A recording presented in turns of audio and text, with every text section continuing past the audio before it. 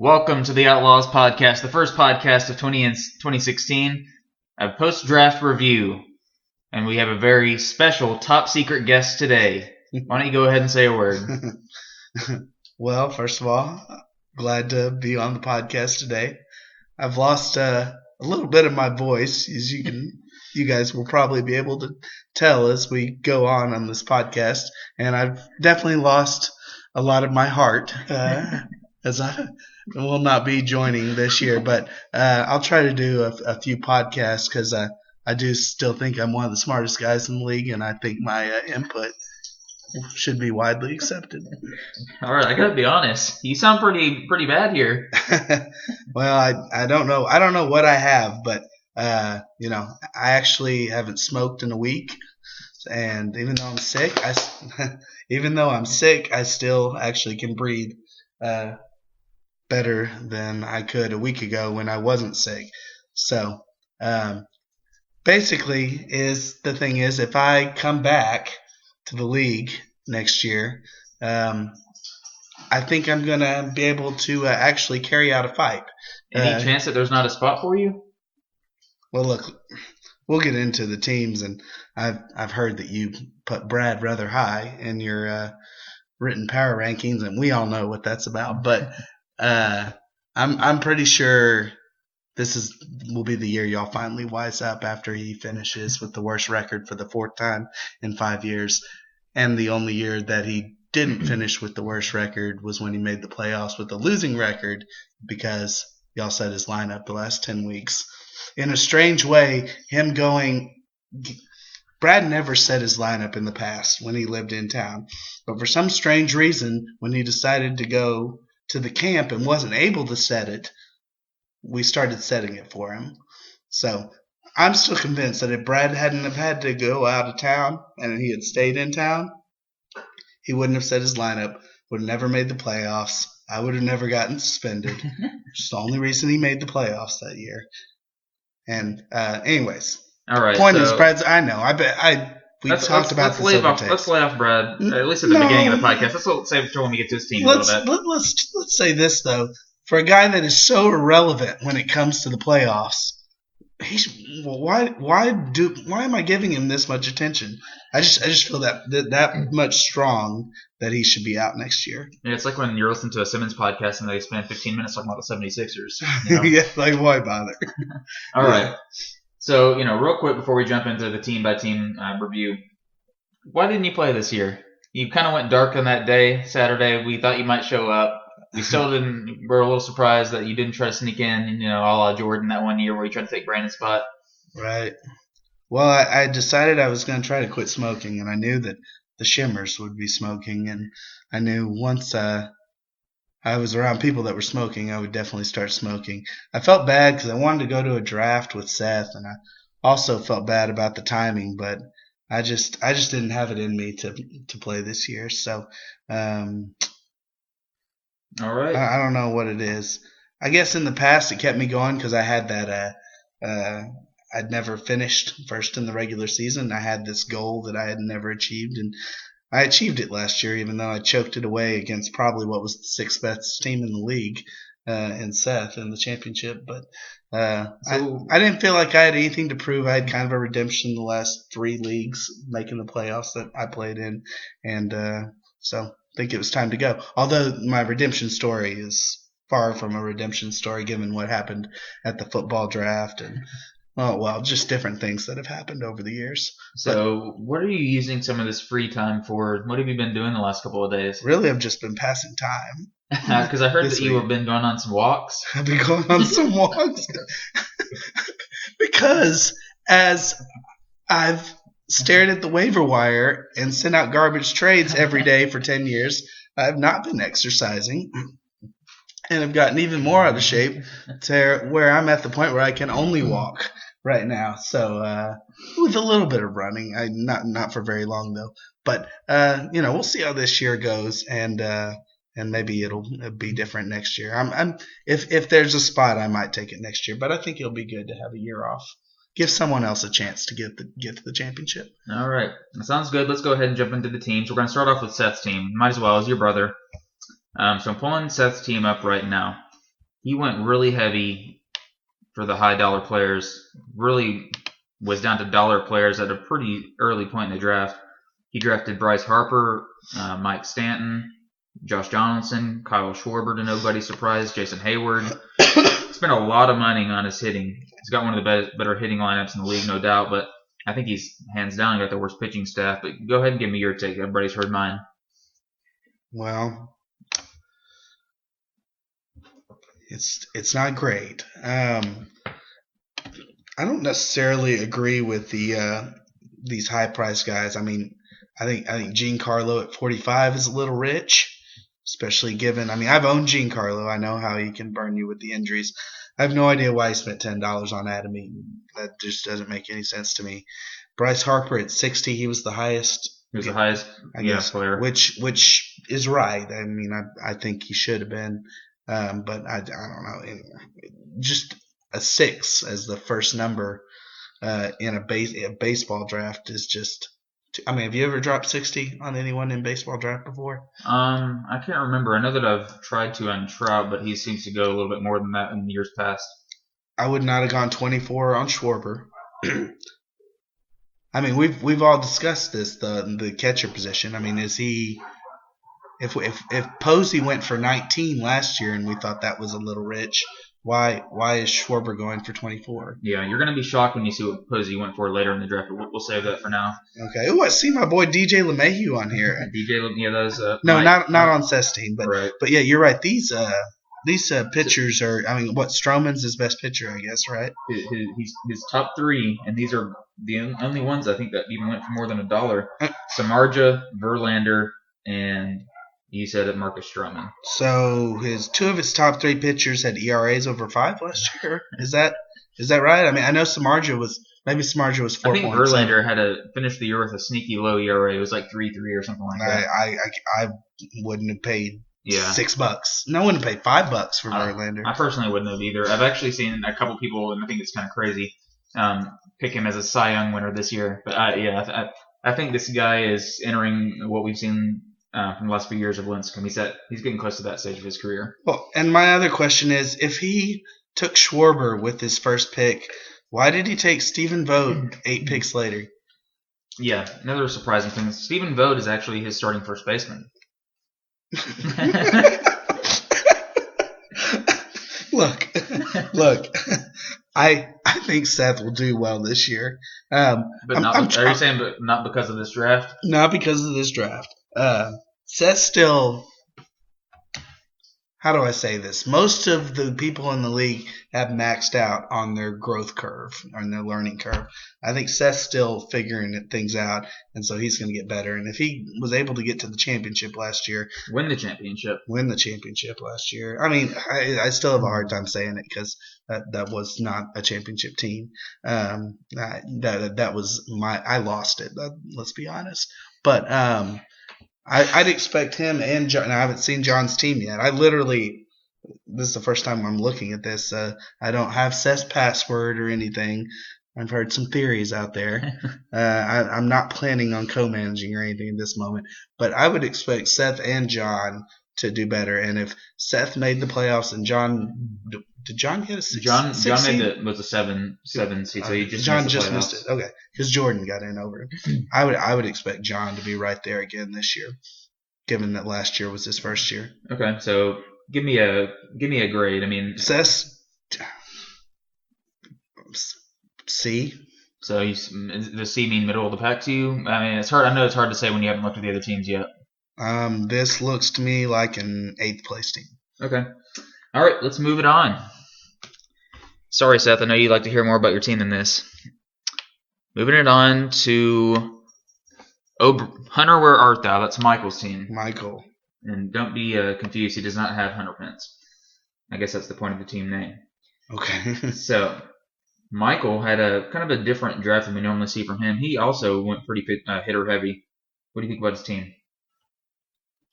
Well, He's got a couple aces. I should say that. He's got Chris Sale and Sonny Gray. So Fielder for 27 seems a little low. Is that what was he projected at in the drafts? I honestly can't remember. I think that might have been a couple bucks more than he was projected, but I'm not sure. He does already have Joey Votto, so he's got Fielder at his utility. I like this hitting line. Can I say that? It's a good. No, it's one of the better lineups for sure. I almost like it better than Sess. Oh, you like the hitting better? He's got. He's got a really good lineup. I mean, Sess got the two bigger names in Harper and Donaldson, but I've got a lot of well, I don't know. I'm not sure Stanton is. Whatever. If he stays healthy, I guess is what you're saying. I guess. Has he ever finished as a top 20 player for the year? I'm not sure. He did have I have to go back and look. I think he had over 30 home runs and a really low number of at-bats, maybe under 400 at-bats. Right. I think there's a really nice consistency to the names here that are on Michael's team. My inclination right off the bat, and of course part of it is I see some of my guys on here, but I think this is a playoff team just by looking at it right now. Give me a couple of names of the prices besides Fielder that you like the price that they went for. I like LeMahieu. I think everyone knows I like LeMahieu. Mm-hmm. Yeah, dollar is definitely a good pick. Yeah, I mean that guy is gonna give you a little bit of everything. Nothing too good, but average will be solid. But actually, I don't know. How was second base this year? Is it strong or? I felt like it was fairly deep. Okay. I don't know. Others might disagree. There's guys like Joe Panic and Logan Forsythe on the waiver wire that are solid fill-ins if somebody gets hurt. Plus, I'm sure Jason Kipnis will get dropped at some point, and Michael can pick him back up if he wants. But these prices look about right. I like. Guess I like the 23 for Sonny Gray. I like the 27 for Fielder. Chris Sale 36. Yeah, I guess that's right. And Puig for 18. That's going to be a big wild card right there. Right. That's either going to be a steal or it's just going to be a wasted $18. Depends on what he does there. What do you think about Michael? And Votto's bounced back, by the way. If you think about last year, Votto, what did he went for? He was really good last year. He went in the teens. Yeah, he might have. So, good to see Votto back up where he probably belongs. 22 for Danny Salazar is a little high. Yeah, that was definitely a few bucks more than he went for. That was one of the moments where Ben was cursing the top of his lungs that he was going for so high. I'm surprised to see JD Martinez at 30. I understand this guy had some good stretches. I remember him doing well in matchups against me, but 30 really? Mm-hmm. And gonna just have fun with Gio. I'll just say that much. That guy will. Yeah, I can that guy will break your heart after having him last year. It's not like you should cut him, but does he even have a? Actually, if he has a triple-digit O rank, I'd have no problem cutting him. What do you think about the staff outside of Sale and Gray? Because I think that's probably the weakness of the team. He does have Casimir for $3. Right.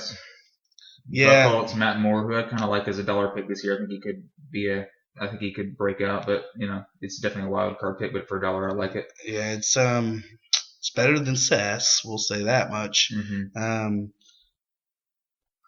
Yeah, I think it's a playoff team, but his pitching is definitely probably lower half, I would assume. All right.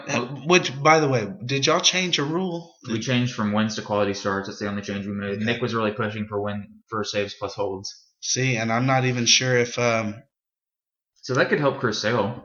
He never gets that many wins. That's true. Yeah, you're right. That might bump his value up, but then it might hurt someone like a Matt Moore. Matt Moore isn't he just a 5-inning guy a lot? Yeah, mostly he is. That's what I think of when I think of him. And then I don't know, some pretty weak names, but obviously there were some really bad. Pretty much everyone except for me had some really bad names on the back half of their rosters last year. That's true. Isn't that right? I had a really good pitching staff, and then I can't even remember who had the second and third best, and then there was 8 terrible back halves of the rotation. So maybe we'll see more of this as we go on. I assume Betances is not the closer. No, they've got Chapman, but he's just suspended for the first month. Everybody assumes Andrew Miller will be the closer. So Michael doesn't have any closers, and he had come into the draft anticipating to draft closers. He said so. It just didn't Really? work So out. that was just an accident. Well, he's got Quackenbush. I don't think that would be his one possible closer. I think he actually cut him, but I think Rodney's probably going to be the closer in San Diego. This looks like a classic Michael draft because it looks like he for the most part sat still in the beginning, and then I guess for a little stretch he took 4. So he got 1 player in the first 36 picks, and then got 4 in the next 20. And then got 4 in the next 70 or 80. The only thing that was a little different than, I agree that he didn't spend over $40 on any player, which is normal, Michael. Except for last year when he took Trout. Right. But he usually has a bunch of like $5, $6 players, it seems like, and he had a lot of dollar players. That's the one difference than normal. But he did try to go more balanced than normal, or than he did last year when he took Trout and Harper. Right. And I think this is closer to what is a winning strategy, but I'd like to see some better names next to those dollar players. But overall, I'd expect, even though he hasn't made the playoffs the last 2 years, and I don't know, I think he's starting to get slightly overrated by us. Whoa. Well, he won the championship the first year. And I think he made the playoffs the second year. I will say that I lost a little respect for Michael as a manager when he did that Dirk Nowitzki trade with you in basketball. What was that trade again? Dirk for Kevin Love, and it was Dirk and someone for Kevin Love, and Kevin Love is like easily a top 5 player, if not a top 3 player. Yeah, that was a good deal. And Dirk was on the down. He's probably averaging 20 points a game at that point. Yeah. By the way, you'll have to walk me through your power rankings, and I will tell you where my adjustments are at the end. But okay. I'm feeling like he's middle of the pack. All right, let's move it on.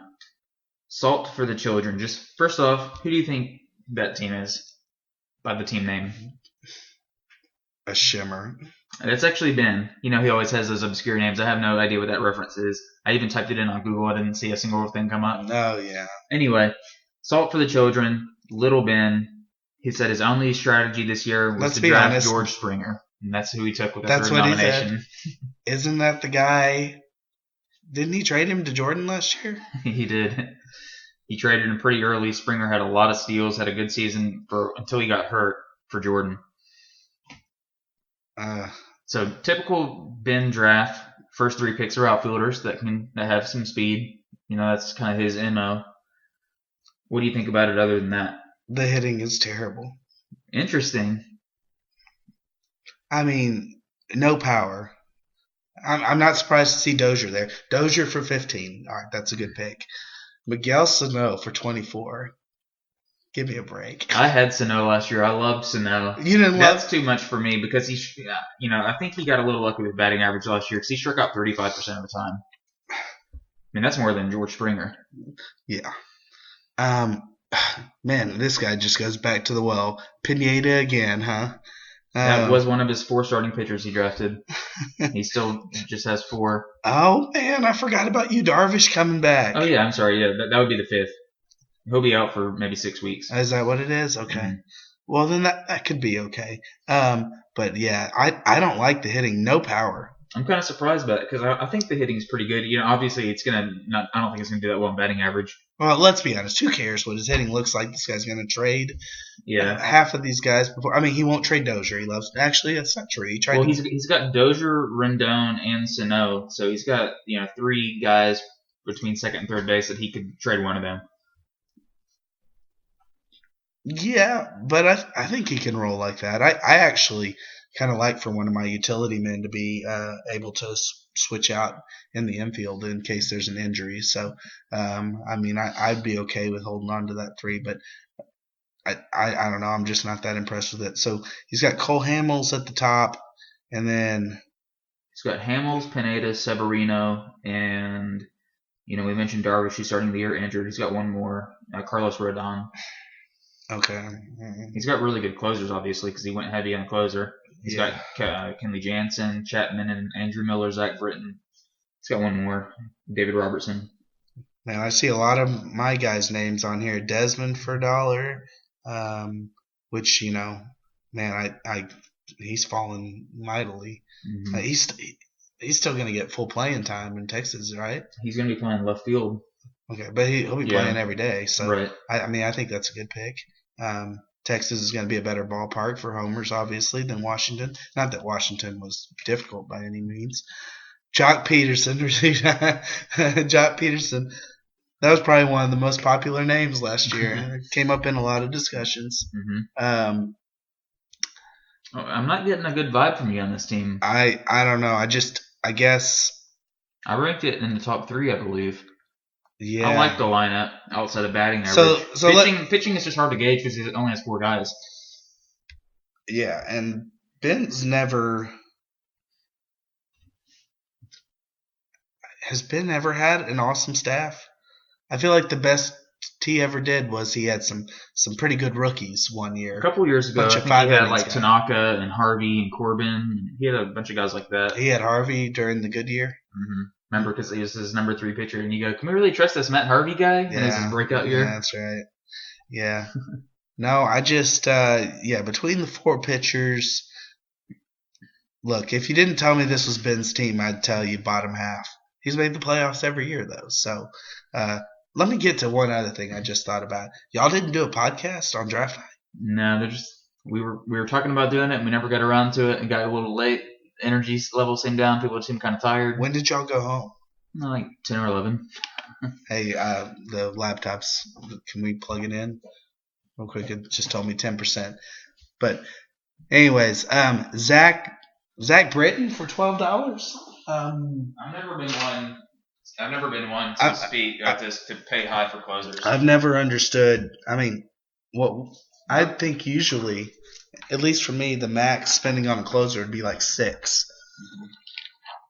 12 is awful high. When you add all the prices for his relief pitchers together, Jansen 14, Britton 12, Robertson 9, Chapman 8, 17, 29, 43, 43, and I think I even skipped one. I can't remember which one I didn't say. But he spent like $45, $50 or so on relief pitchers. So did he say he stuck? And I think he would trade all 4 of those guys in a heartbeat if he could get Kershaw, who would go for about even less than that. Do we know if he went with what he had planned, or no, this was not what he planned at all. So he was upset on draft night. He said he loved his team, but that's not what he planned for his pitching staff. So he said that since we're switching to quality starts, it gave him even less incentive to draft relievers because they're not going to get any wins at all. And that's true. And so he had planned on going possibly no relief pitchers at all. And then he waited so long on pitcher. If you look at that, he didn't draft a pitcher until after 100 picks. Yeah. And so he kind of switched up his strategy and he said, I think I can get an advantage at relief pitcher. There's still some decent pitchers on the board. I forgot I had some very private reasons for wanting to keep the settings the way they were. And I didn't want to give away the strategy, but I guess I might as well if I can remember it. That was quite a few weeks ago. We were having that argument. But one of the points that we talked about earlier is, yeah, you're right. This rule change does decrease the value of the relievers, so that's why it's surprising to see Britton go for $12 like that. But okay. Yeah, any picks that you do like, since you didn't really rag on it as much as I've heard you rag on teams before, but you didn't seem too impressed either. No, I'm not too impressed. It sounded like you like Dozier for 15. I like Cole Hamels for 17. Okay. Good pick. Dozier for 15 was good. Rendon for 12. I think that's worth the risk. Mm-hmm. Pollock for 36 is right, but at the same time, I'd like to see another year of that from him. Fair enough. So, and then Sano is the worst pick at 24. Springer at 32 is a little high. Marte at 33. You had him last year. Is he worth 33? I wouldn't. I think it's a few dollars too high. He'll get you a lot of steals, but I think his power, where he's getting close to 20 home runs, was kind of a fluke. I don't expect him to get. I think he's more of like 13 to 16 home runs, something like that. All right, let's move it on. Let's go down to Beetlejuice. So John's team. Remember, he was the laughing stock of the draft. Took a lot of bad jokes from you, particularly everybody, but you especially. Yeah. This year he drafted a much better team. I think it's one of the better teams in the league. That's a hell of a first 5 picks. Yeah. So Jose Abreu, Jose Bautista, Max Scherzer, Edwin Encarnacion, and Noah Syndergaard. So he's got a lot of power in the lineup with those three guys and two a nice 1-2 for sure. So things have switched because last year he didn't really have any top heavy guys last year out of the draft. Well, last year Encarnacion was a top 10 O rank and valued in the before the draft much higher than Batista, and now I see Batista going higher. Is that the way the projections were this time as well? I think they were pretty similar. I think Encarnacion really had a much better year than I realized when I looked at the final numbers because he struggled for a while, but he had 39 home runs, like 110 RBI. He had a pretty normal season for him. I mean, interesting that he's got. I mean, both of them are first base eligible, but that's a strategy I don't hate either. If you're going to double up on one position, first base is a good one to do it because they usually have the most power. And God, just watching the Blue Jays, watching those two guys bat back to back, do they bat? Does Encarnacion clean up after Batista? Yeah. That's going to be fun. Similar to what I did in 08 with or 2010 with Cano and A-Rod back before A-Rod fell off. But which is a name I'll be looking forward to seeing back on here. But I guess he didn't. Did he spend $1 on anyone? I guess not. That's a good point. I didn't even notice that. So it looks to me he had $2 unused. So not too bad. I left a couple bucks on the board as well. Well, $2 unused, but he also spent 10 on Odorizzi and 7 on Iglesias. I mean. Yeah. Were those guys really? Iglesias was on my team last year. He was really good down the stretch. Really good down the stretch, but I don't know. Yeah, I feel like the hype's getting a little out of control. They have him ranked as a preseason top 40 starter on most websites. That's stupid. I'm shocked to see 7 down there. It looks like he paid the right value for closers here. Although I don't know. I mean, after you got the Suchu train, that looks good. I don't like Papelbon in real life, but $4 is pretty good. That's what he goes for. That's what he went for last year, though, I think, too. Well, he was on the field. I think he'll get more saves on the Nationals for a full year. Well, unless he chokes out the MVP again. I mean, I had him last year when he was on the Nationals, and he let me down big time. I mean, he was actually worse on the Nationals. It's weird because it's a better ballpark and it's a better team. I don't know. I don't know about the defense, I guess. I mean, I don't like that guy at all. Murphy for $2 stands out as okay to me. Corey Dickerson, $2. Far Cry. Now he's on the Rays. Really sapped his value. Oh yeah, man, that is different. Billy Hamilton for $5. You seemed like a huge Hamilton guy. I can't remember if it was last year or 2 years ago, heading into the season. Yeah, I'm okay with that. Definitely. So it sounds like you're pretty high on this team. Yeah, I think. Well, wait a minute. Wait. I like parts of it, but honestly, after that first 5, there's nothing too exciting about it. I mean, there's some good pieces like the Hamilton for 5 and the Murphy for 2, and Chu for 2 seems worth it. But a lot of it is just like, I mean. Why is Christian Yelich? Why are you paying $6 for Christian Yelich? Why are you paying $5 for Sean Tollison? I mean, this guy is not good. I wouldn't have thought I can't even say his name. Randall Grichuk. Yeah, Grichuk. Yeah, but he was a guy that I wanted to get late in the draft. He's going to be hitting cleanup to start the year. He had like 17 home runs in half a season, but John threw him out there starting bid at $5. And I actually went to 6 on him. I kind of hesitated, but I went to 6, and then he went 7 on him. I thought he was just screwing around with me, except there's a bunch of Cardinals fans there. Yeah. But he actually wanted him. That's pretty brave. I just think he's got really good-looking names at the top, and then I think half of the other guys are going to be dropped in 5-6 weeks. All right, so overall impression of the team. I mean, does Encarnacion bounce back this year? He was good last year. Well, he was bad the first half when it counted. Yeah. I mean, think about Derek's team. I mean, think about where Derek finished. And Encarnacion was one of his main pieces. I think Scherzer will be awesome. I guess what I'm thinking of is who is his second best pitcher? Well, it's definitely Syndergaard. Oh, there. Which I don't know. He could be great. I'm just not 100% sold on him as a number 2, I guess. He's overrated. 25 is high. I mean, It's a little steep to for be me. honest, I didn't see him up there when I said that question. He's definitely his second best pitcher, but yeah, no, I would think Syndergaard would go for probably 12.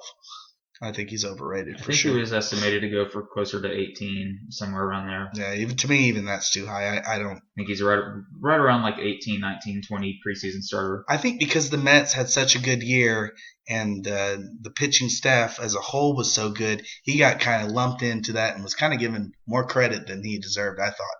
But, okay. What do I know? I'm not even in the league this year. All right, moving on. Oh, I like the top of this lineup. And you're not going to – that might be the only part that you like. All right, wubba lubba dub dub. So Jordan, first of all, just to give you a little background, Jordan showed up at the draft, was there early, drafted about 7 players, and left. No way. Yep. So if you look at his 96th pick, he had packed up his laptop, turned it off. Then the computer auto bid $14, so he got Garrett Richards as his last player. Then he was dollar bids, but while he was packing up the computer, trying to switch to his phone to complete the rest of his auction draft, so he could draft in the car, I guess. He was complaining about this auto bid, which I don't think you can complain about that if you packed up your laptop. Yeah. That forced him to dollar bids for the rest of the draft. So what was he? Why was he in such a hurry to get out of there? I'm not sure, but I think Matt Ferris had a birthday party that night or something like that. I didn't get invited, but. Okay. Backing up, what do you think about the team? Well, we know how much he loves all those first basemen. I mean, his first 3 hitters drafted were all first basemen. I'm thinking they're good ones. I just want to look at Ben's team here for just a second. I'm trying to see if I see a no, I don't see a trade. Ben's got Stephen Piscotty as his first baseman right now, but Hanley is one of his hitters on the utility or the bench. He's going to get first base. My inclination is he's got to trade one of those, and I would probably trade Cabrera because I don't know. I just have a hard time giving up Goldschmidt. So we'll have to look at Brandon's team, but I think that might be a possible trade partner for Jordan. Trying to give him Cabrera. This guy likes Price.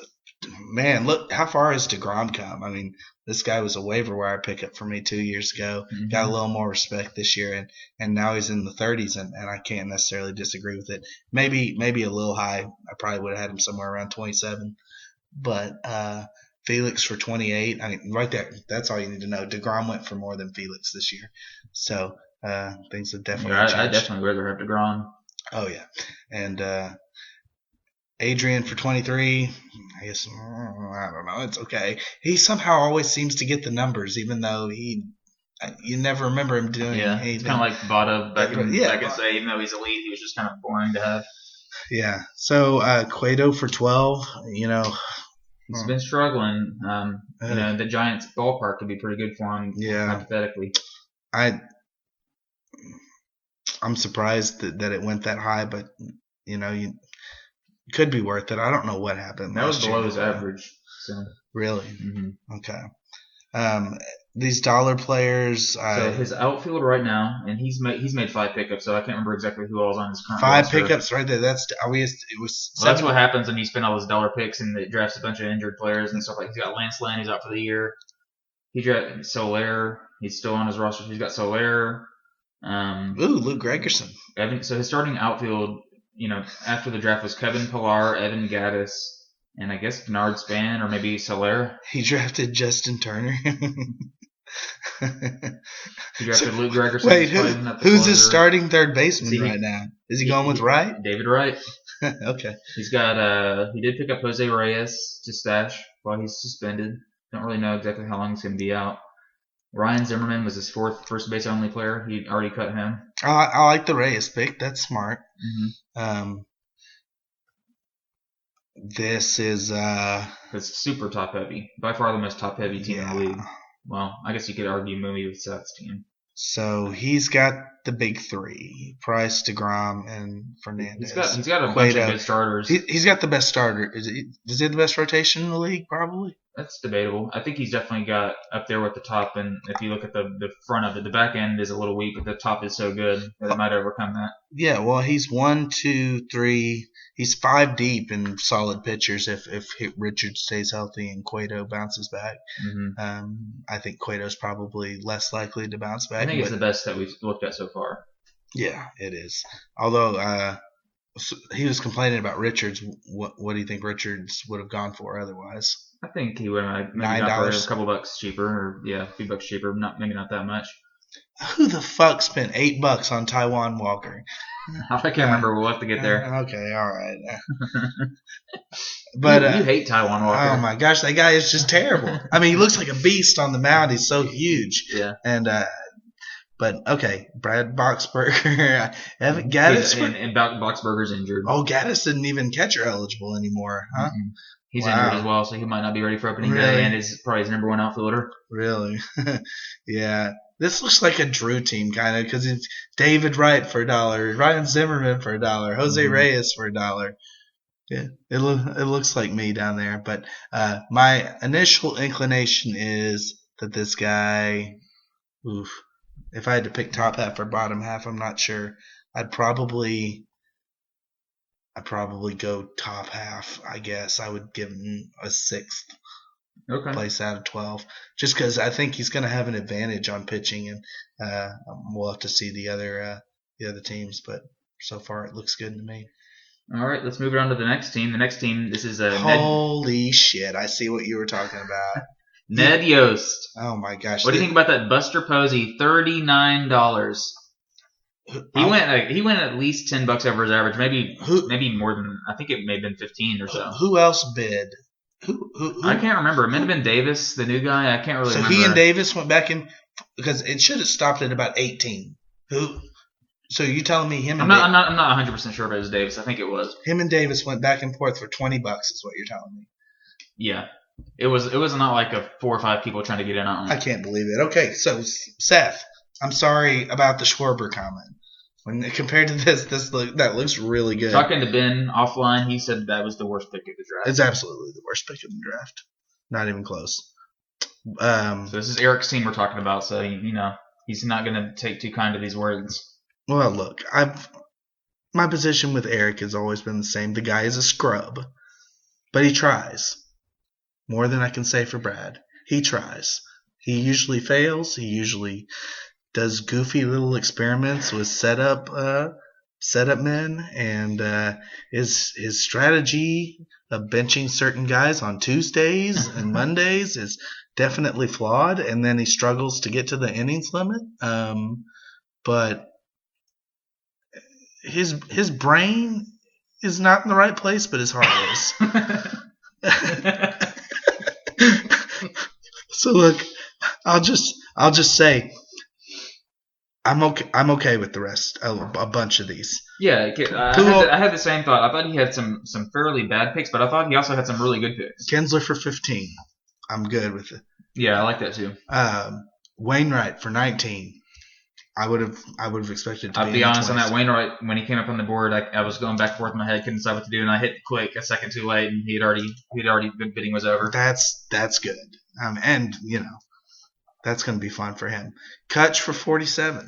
I mean, I think he's had a 5 as his first number the last few years. So back in the 40s, I think that's okay. Greinke for 29. After the year Greinke had last year, he should have gone for 30. You think that do you have any? I mean, obviously you probably have a little bit of concern with the move to Arizona, but you still like that pick? Yeah, well, Greinke's not a fly ball pitcher by any means, so I don't know that the park is going to hurt him that much. So I like Greinke. I obviously think this will be a down year compared to last year. And we've seen what some of the starters have gone for. I thought that Strasburg at 25 was one of the better starting pitcher buys because I think we saw that Salazar went for 22. You don't like it? I'm not sure about that. I mean, you just never know what you're getting. Just overrated or injury risk or both? Both. You just don't know what you're getting with this guy. This guy had a 6 ERA or something for the first half of the year, and then he comes back at the end for a few games and pitches lights out. No, so, I did look at that game log because I was interested about how he pitched the lights out. 3 of those 4 games were against the Phillies, and that was probably like half a minor league team. Okay, so that's even more. So I think it's a little high. Taijuan Walker for 8 is absolutely inexcusable. Kipnis for 11. Whatever. Nobody ever knows if that's good or bad with Kipnis. You never know what you're getting from Kipnis. I mean, I think I'd rather have like a LeMahieu for $1. The worst picks are Posey for 39, Taijuan Walker for 8, Wade Davis for 14. Give me a break. The value of closers went down with the rule change, and he's paying $14 for a closer. And I like Pujols for 15. Coming off a 40 home run season. I mean, I'm surprised it wasn't 20. Kinsler for 15. He's got some sneaky speed.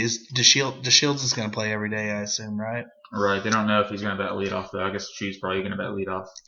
Even though this team's got some terrible picks, I do like it better than some of the teams I've already seen. Yeah, it's like you said. There's some bad picks, but he's also got some good picks. Yeah. So I ripped on you there at the beginning, but overall you came out okay. I'm still not sure how I feel with not having seen half. How do you feel about the pitching staff? We said Greinke, Strasburg is top 2. Then he's got Taijuan Walker. He's also got Wainwright as his number 3, I guess. Fires, Andrew Heaney. Didn't have a whole lot else. It's okay. It's not bad. I'd like maybe 1 or 2 more solid names. I mean, he could have done that. He wasted $20 on. I mean, just what could have been. He had some steals, and then he had some really wasted opportunities with what he paid for some of these players. So, I don't know if this is the year that he makes the playoffs. I would have. I'm seeing some good signs. I'm seeing some bad signs. I'm probably going to have to put him in the bottom half just based on the past. Okay. But. See, I guess, yeah, on the initial power rankings, I kind of just rank based on roster. You definitely throw in the managerial trust. Oh, come on.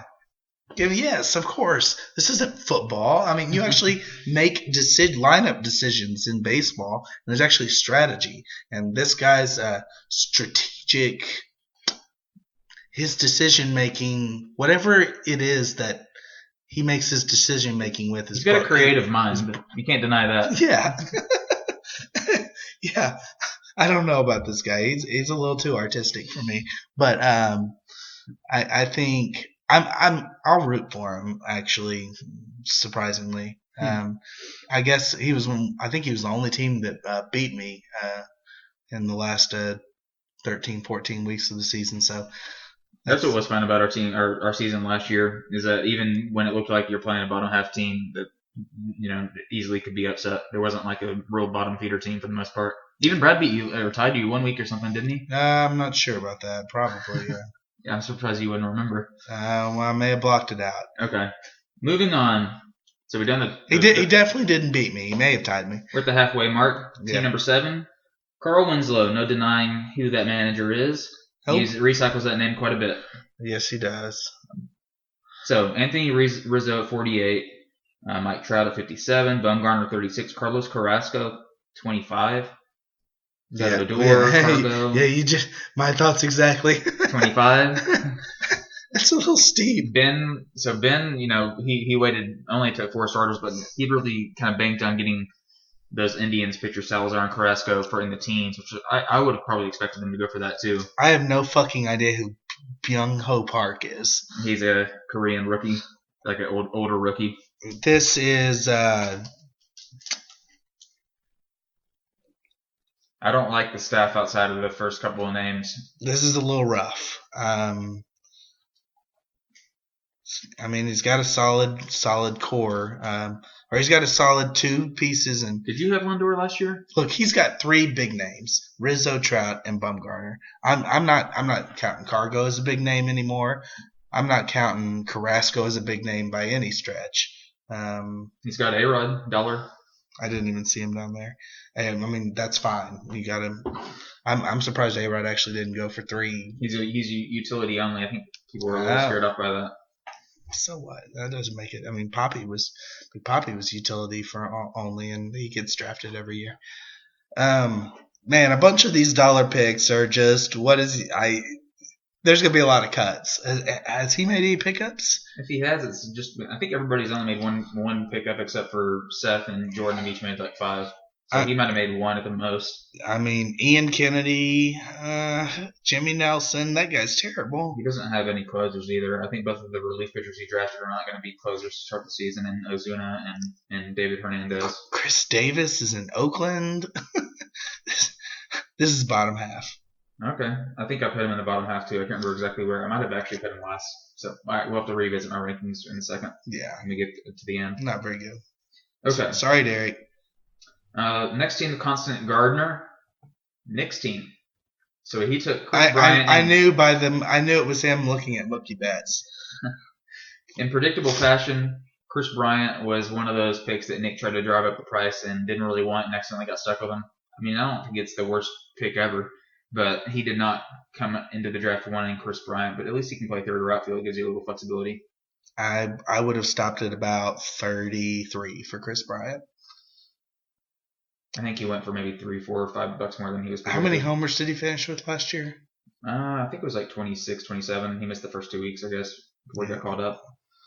All right. He did have like 13 steals. You know how else I knew it was Nick's team? Duda. He actually cut Duda. $6. He's already cut him. I forgot. That was another guy he didn't want. $12 on Corey Seager. Is that? He was actually projected to go a little bit higher, but he's kind of banged up right now, and so that made him go for a few bucks cheaper. He really was only up for like 5 or 6 weeks, but he was really good in that time period. But I mean, too unproven for me. But this is overpaying City right here. I don't see any good values here. Maybe Gomez for 28 will work out okay, but all right. So let's Kluber for 27. You like that? Not really. I mean, about right. Or you don't like it? I like him for 24 better. All the starters went for more than they were. Oh yeah, which is especially based on last year. Understood. Yeah, nobody knew how much adding 2 teams was going to change the pitching depth. So yeah, no, there's always an overreaction, and so they'll probably swing back the other way next year. Yeah. But I think I'm inclined to say bottom half. Okay. I mean, wow, I don't know. I think he did fairly well with his keeper picks. I'm not seeing a lot of power here. No, there's not a lot of power. There is a ton of speed with Altuve, Mookie Betts, Gomez, Bryant will get you some steals for third baseman. Jared Eichhoff. I don't know who that is. Gardner. Eichhoff had a decent little stretch for the Phillies at the end of the year. But I like some of his picks. William Chen and Miami will be a lot better than he was. Corbin I like for $6. I like Zimmerman for $9. Ventura for $2. That's a good price. I don't want to get on the Ventura train. For $2? No, I've seen that guy. He's just a blow up master.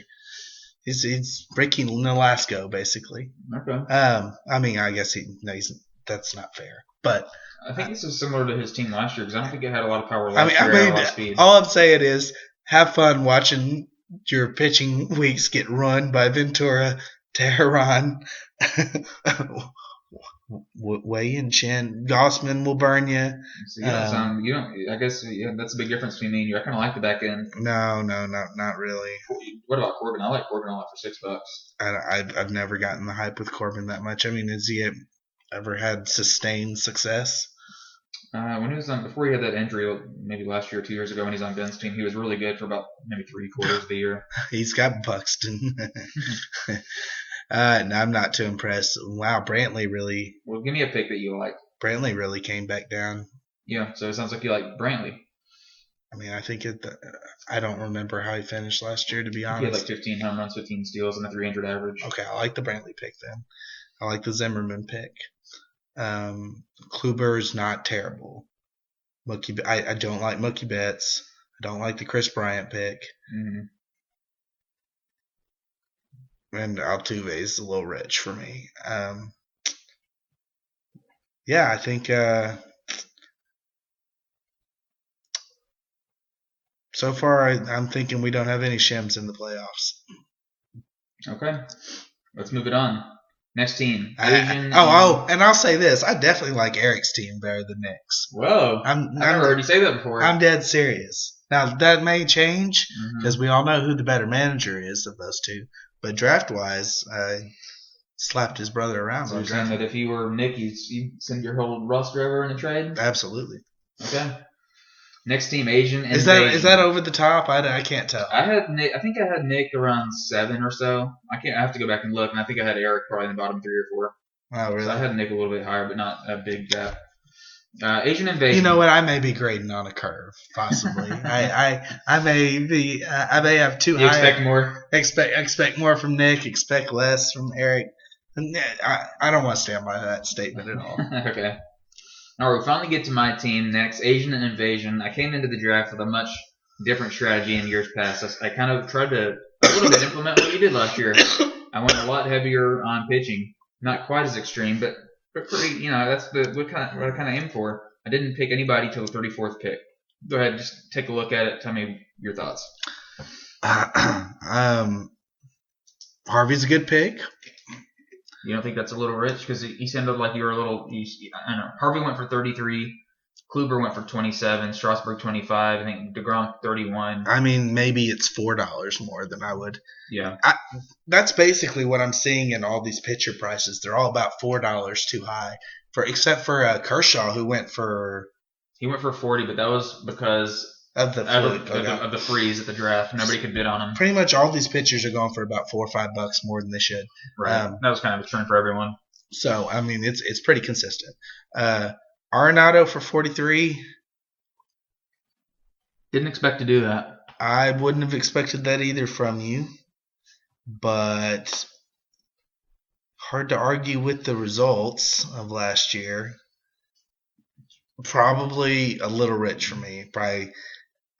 This is where that the rule of the nines comes in, where you'll bid up to 39, but then when you have to go to 40, you're like, I don't know. Well, see, I probably would have stopped at 39. I think a little bit that played into it was just that he was. He wasn't nominated till number 47, and there was very few top level hitters left on the board, and I feel like I needed at least one.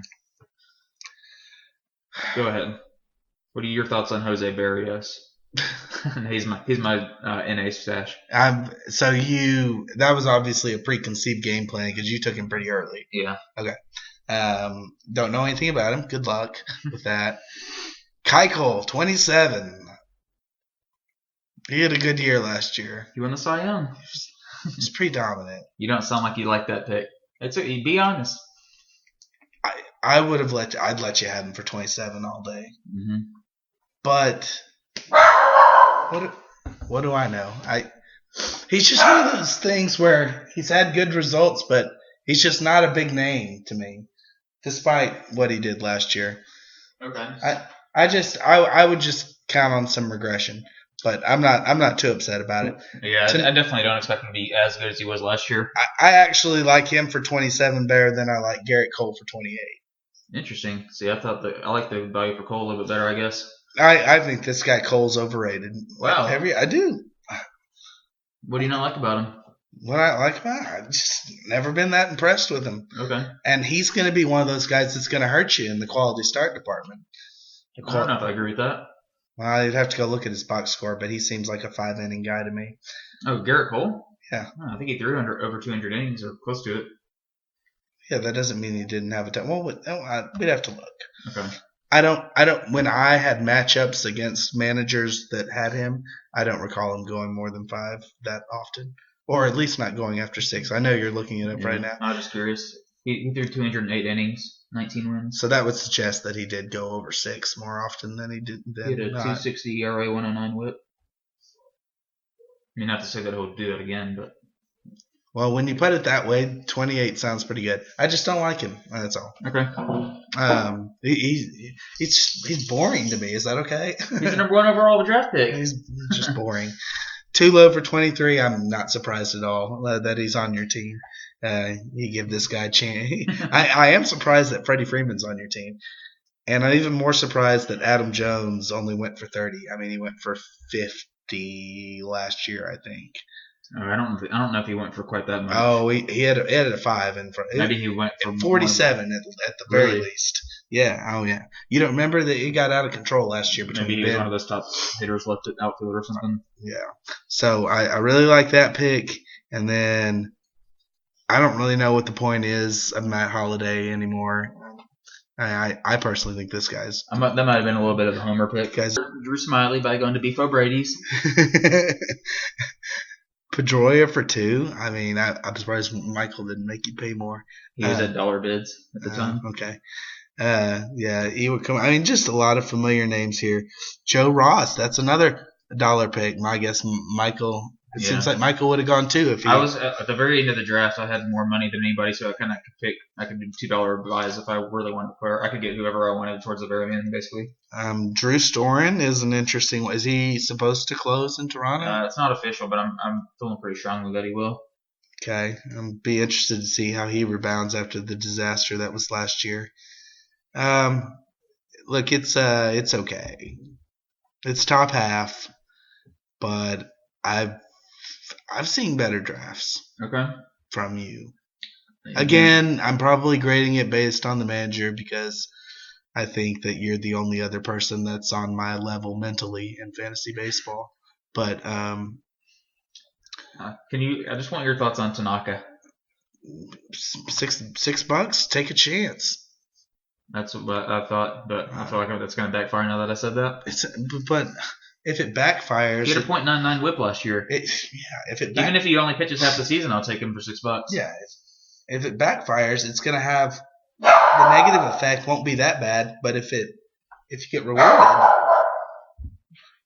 well, I guess we'll wait while the dog barks. Basically, the point I'm trying to make is, if it backfires, you spent $6 on somebody you should have spent $1 on.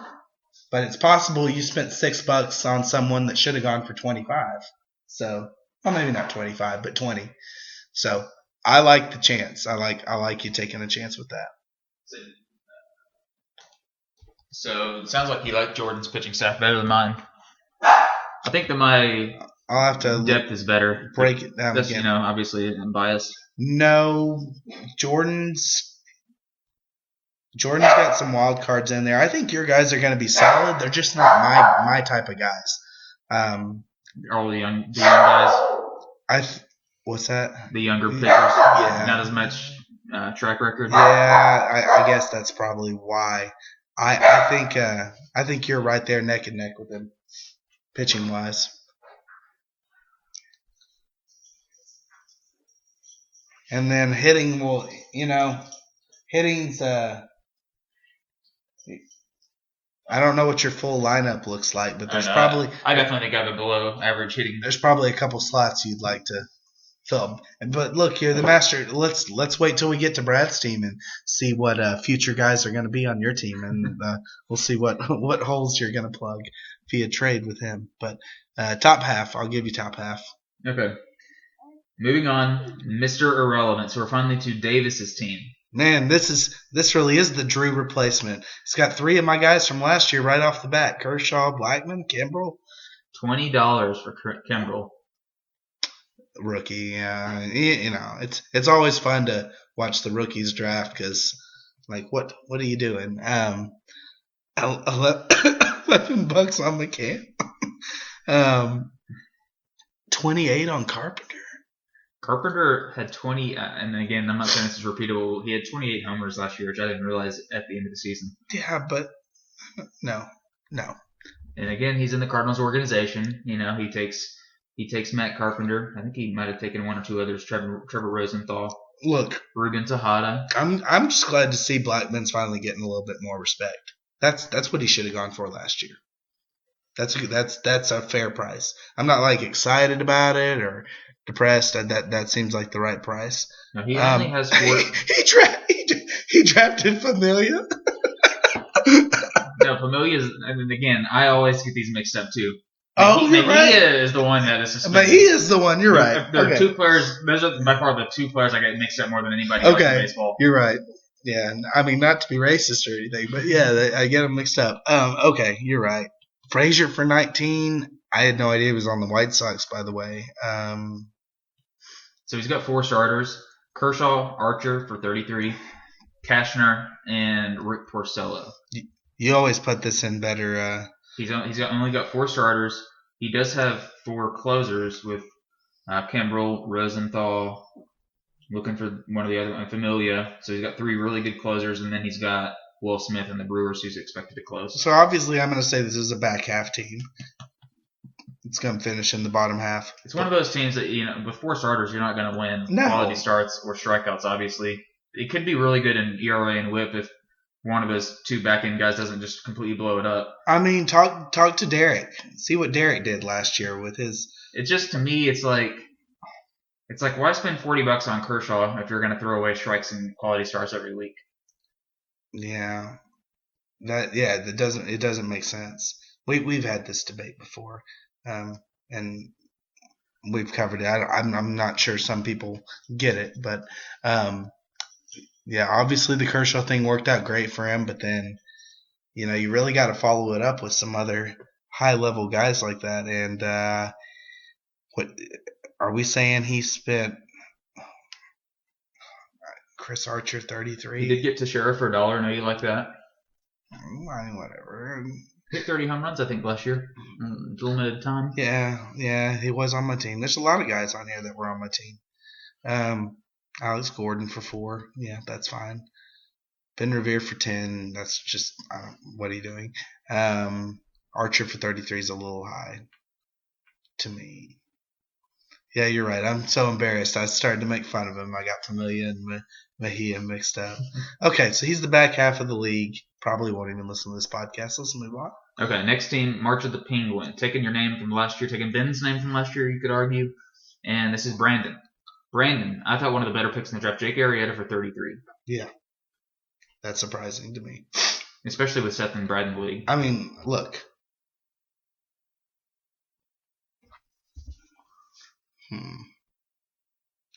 As you think, I'm gonna just rattle off a few. Well, I'm just thinking if Kershaw went for 40, Scherzer went for 41, Bumgarner went for 36.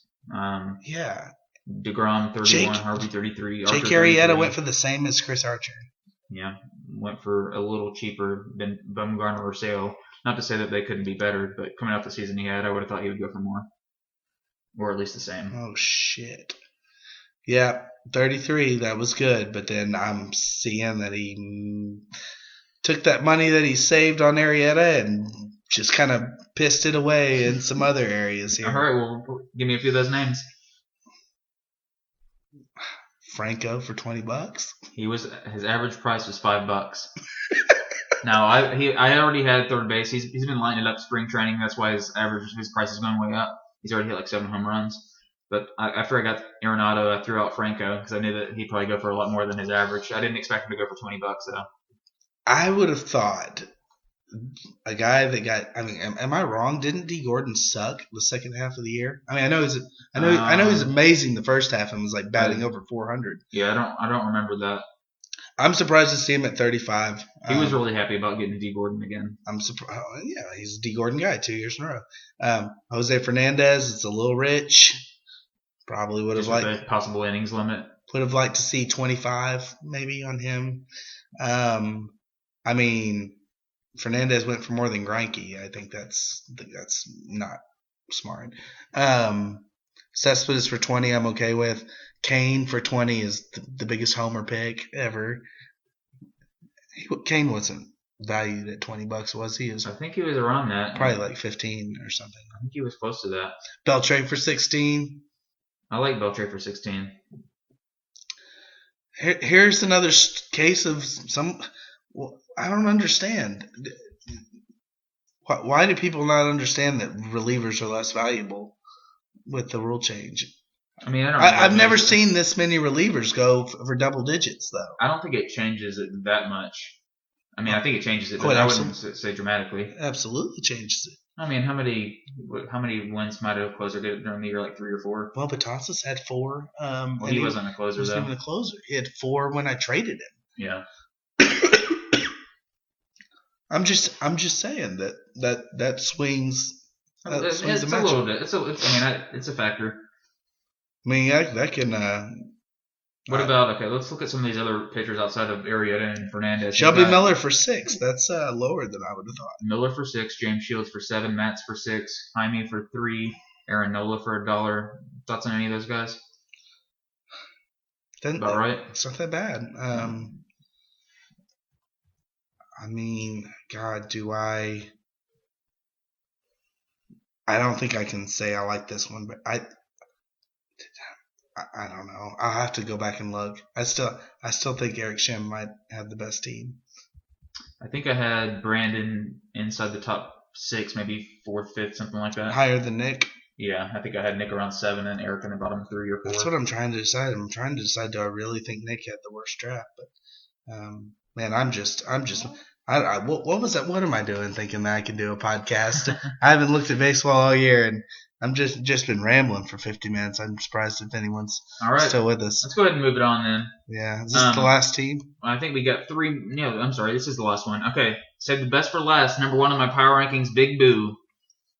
So Brad, in a little bit surprising fashion, 14th overall pick takes Manny Machado. A few picks late, and after he took Machado, right after this is after the draft, after he selected him, he said, "Oh, I didn't realize he was shortstop eligible." And then, despite that, 26 picks later, he takes the next top ranked shortstop. Which, I mean, they're both really good players. It's just a little strange.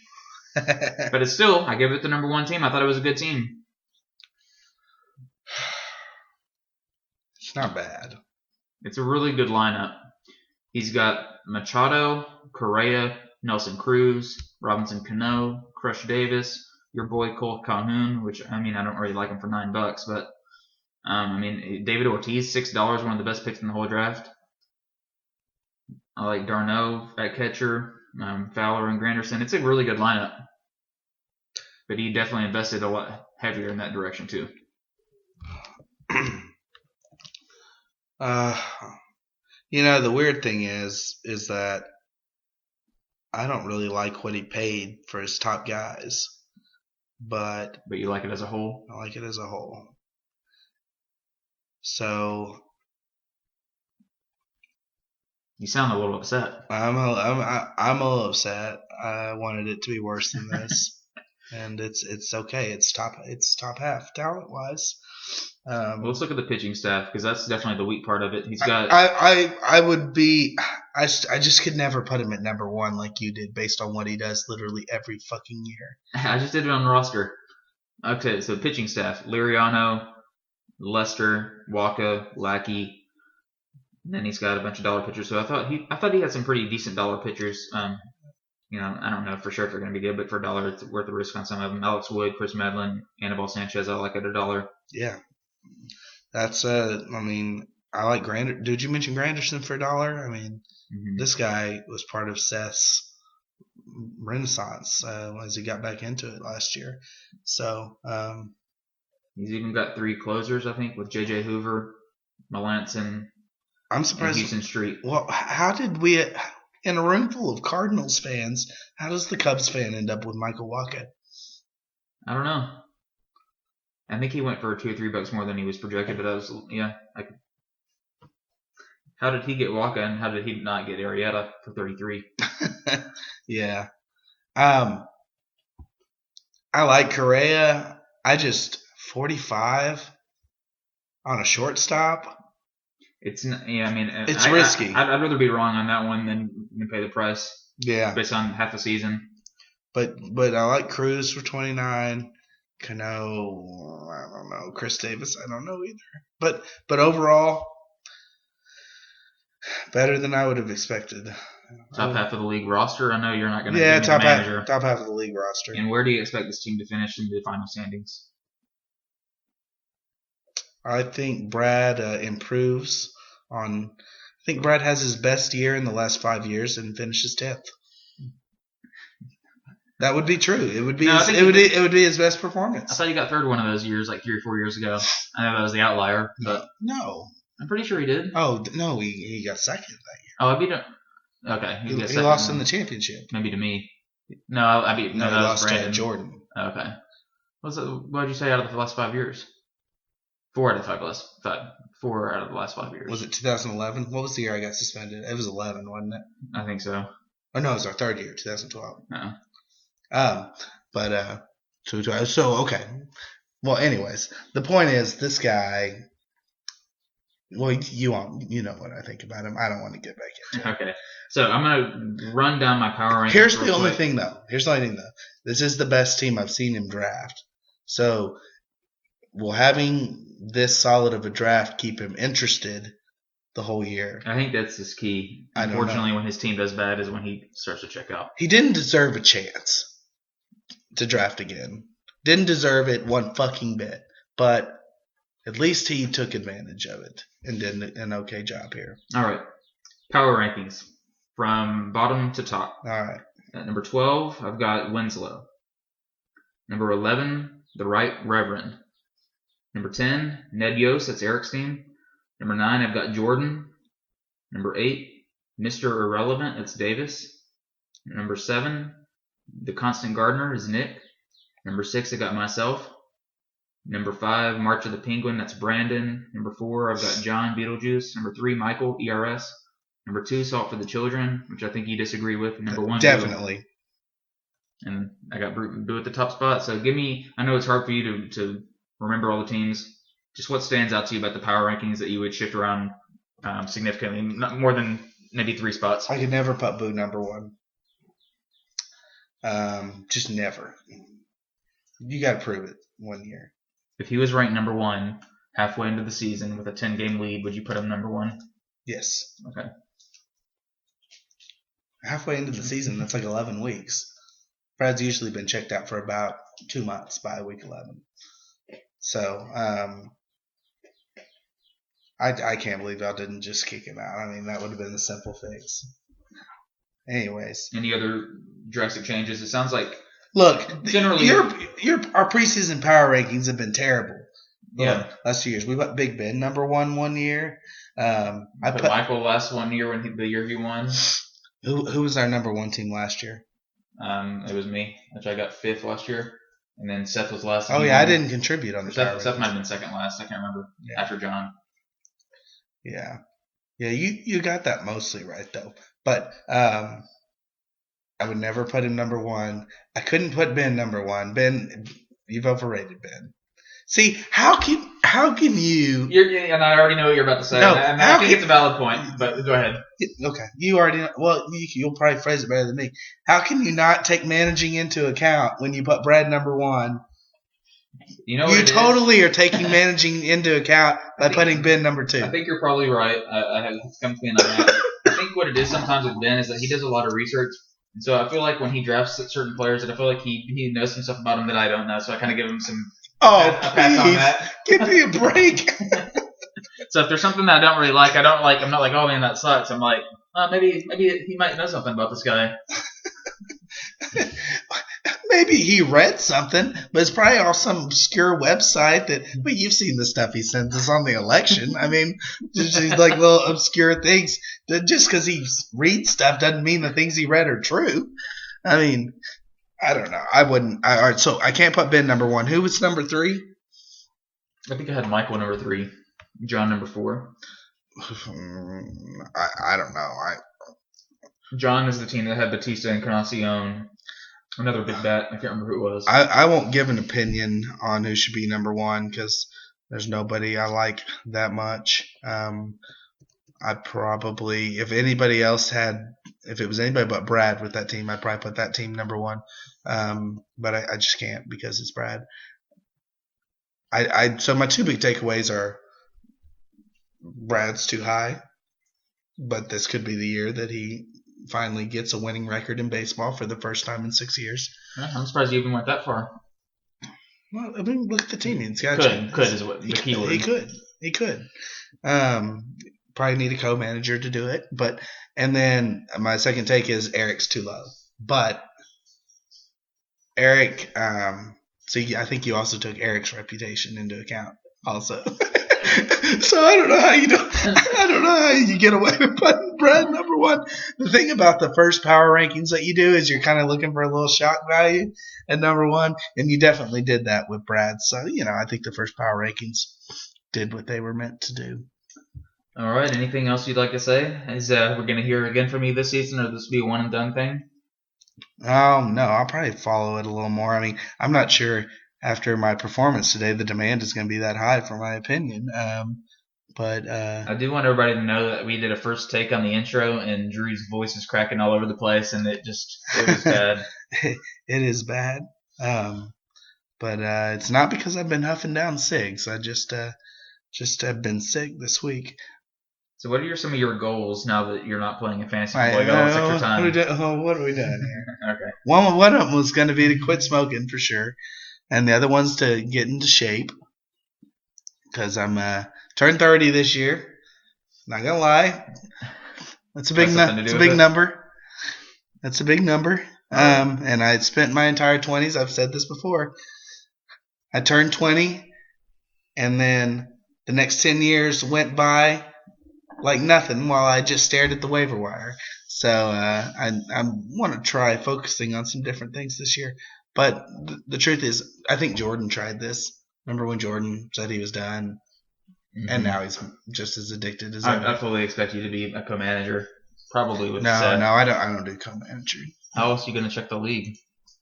I'll just sit out this year and come in fresh next year. Because, first of all, I want Seth to defend his title on his own. I don't want it to be because maybe he can give you view only access or something. No, if he calls and asks me a question, I'll answer it. But do you think that he will? Yeah, absolutely. He was the champion. Who had the best team last year? Who had the far and away best team last year? Yeah, but with that logic, wouldn't that mean that he outsmarted you with his managerial moves? No, I outthought myself. You know what the championship came down to last year? Freaking I don't remember. Tommy Pham. I forgot you picked up Tommy Pham. That's such an undrew pick. So I thought that my pitching was so dominant that I could get away with carrying a bench hitter. Because admittedly, Seth's offense was probably a little better than mine. His pitching wasn't that. I mean, he had Arrieta, but his pitching on paper wasn't too scary compared to what you had. No, not at all.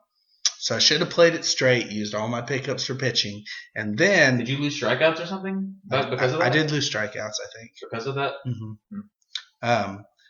So if I'd played it straight, could have won strikeouts, and then I would have that would have been mute. I would have won if I had played Freddie Freeman one day instead of Pham. But in all fairness, Freeman had an X by his name. But that's a pinch hit, or did he start? He had an X, and then I think he had a pinch hit home run or something. I remember. No, maybe that was another game. Yeah, no, the X was just wrong. Oh. I think he came in like the third inning and finished the game. Oh. And so that will haunt me. Probably the rest of your life, or at least the next decade. For a long time. Because that would have been the ultimate way to go out on top. How many times have you thought, do you think about this a few times a week? Or, I mean, how often do you think about losing that title? I didn't think about it that much until the league opened back up. I thought about it a lot.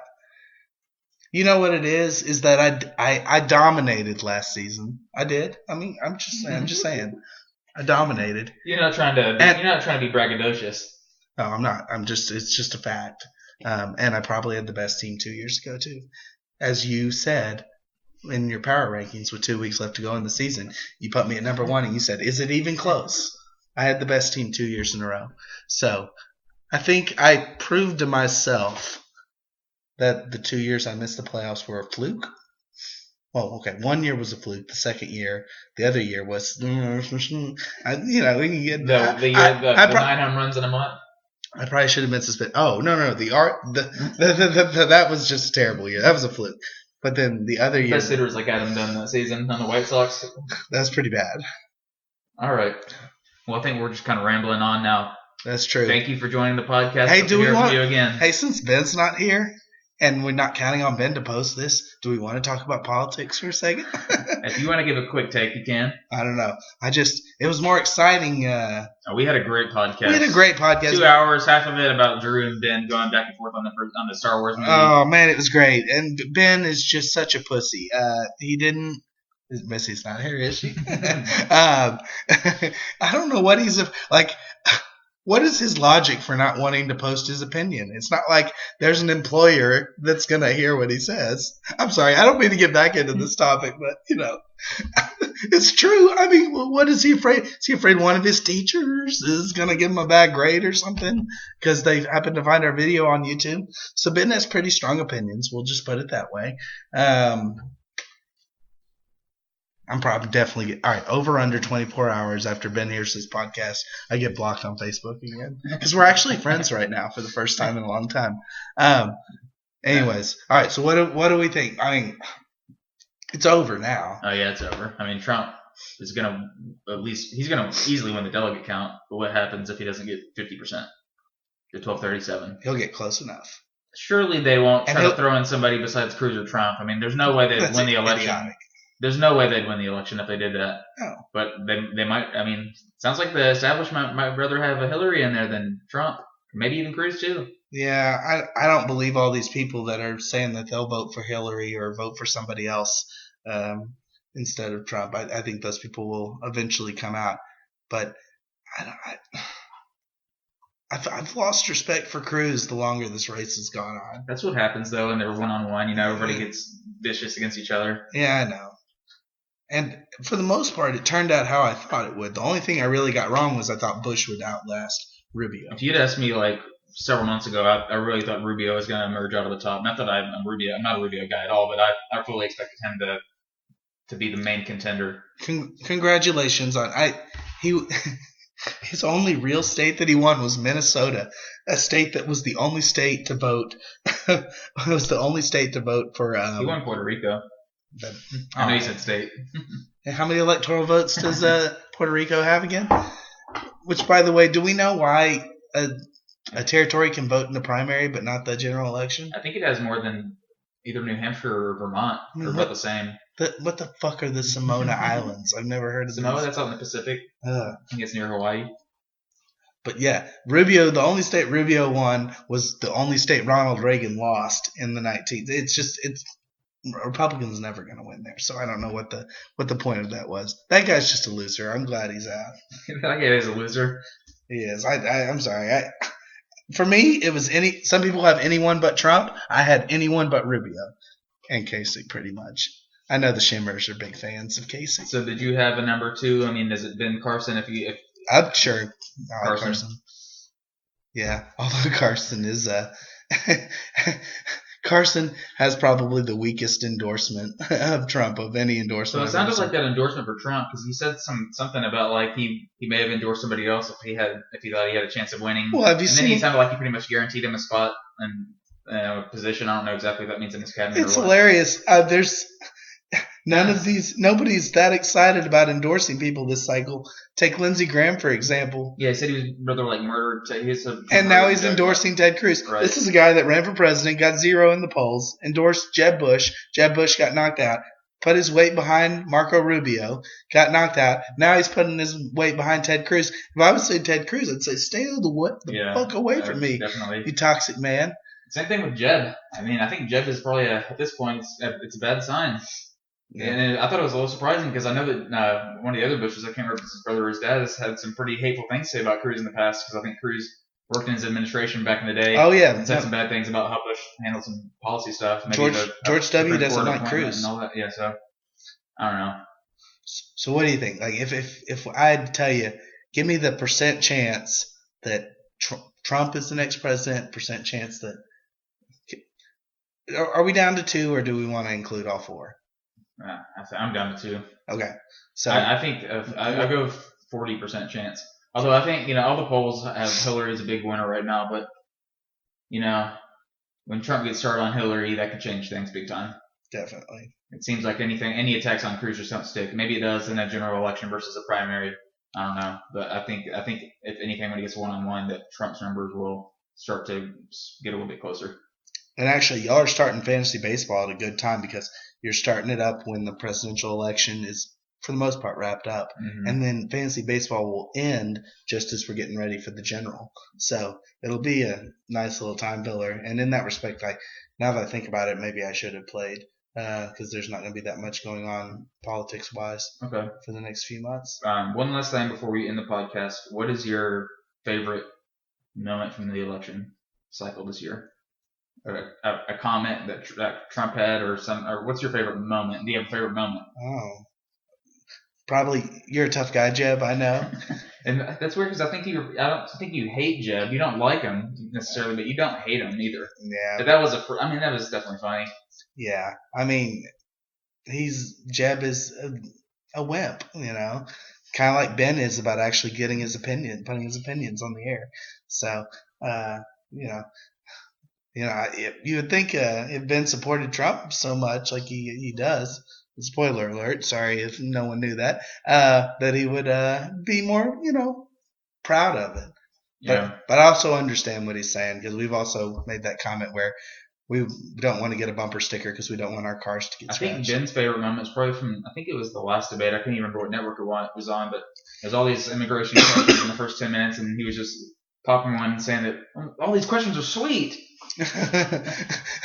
The national anthem is badass. Yeah. And then he said that version wasn't very good, but it's just a sweet song. He's hilarious. Yeah, if I had to pick one, it'd probably be the CNBC debate where CNBC debate was Cruz good. had to call out of the relaying what the previous 6 questions were. So I don't know. It'll be interesting. What give me your percent chance on Trump winning? I think 40's right. I mean, look.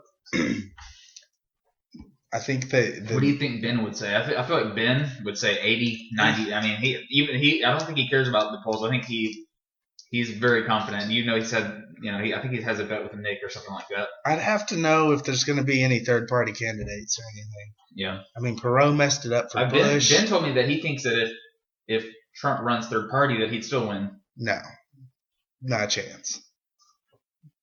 If anyone runs third party, Hillary's the president.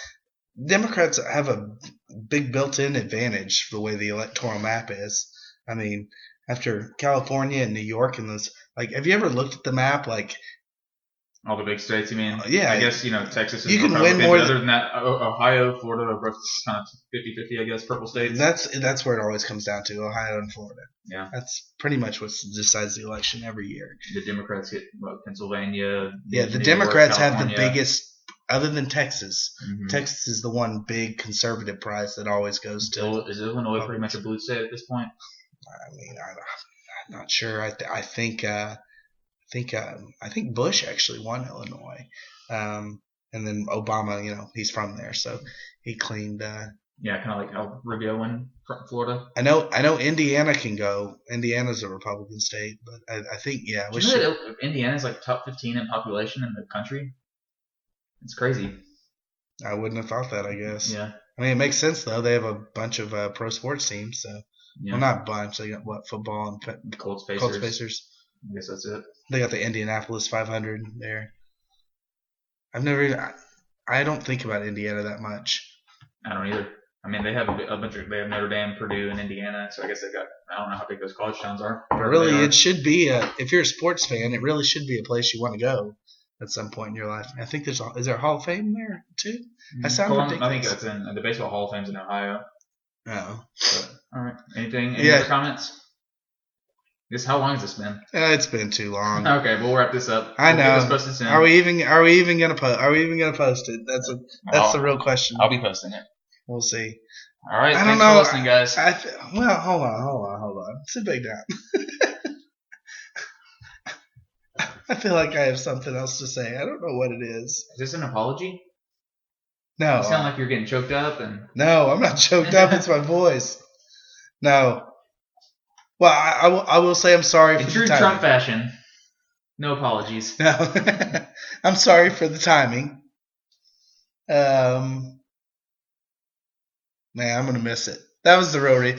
Look, I gave you the fake reason of not coming to the draft because, Nick was going to be smoking and all that. The real reason was I was just going to be sad. If I came to the draft, I see y'all all. I hear the sound. I hear the timeout whistle. I mean, those are all, special noises. I mean, the sound of 10 seconds until draft time. The sound of the clock ticking down. I mean, I can hear it in my head right now. I wasn't 100% confident in this decision. Sound of the Dodgers announcer when Kershaw takes the mound. Oh man. This is last year too, isn't it? Yeah. You look pretty upset. I don't know. I'm just disappointed. I feel like, by not going to the draft and not studying, that probably was another reason. Oh, well, we've gone too long. Hey, let's knock this. Let's finish this up. Yeah, it's an hour 30. Dang. Yeah, let's end it. All right. All right. In honor of the number one team in Ryan's power rankings. Peace.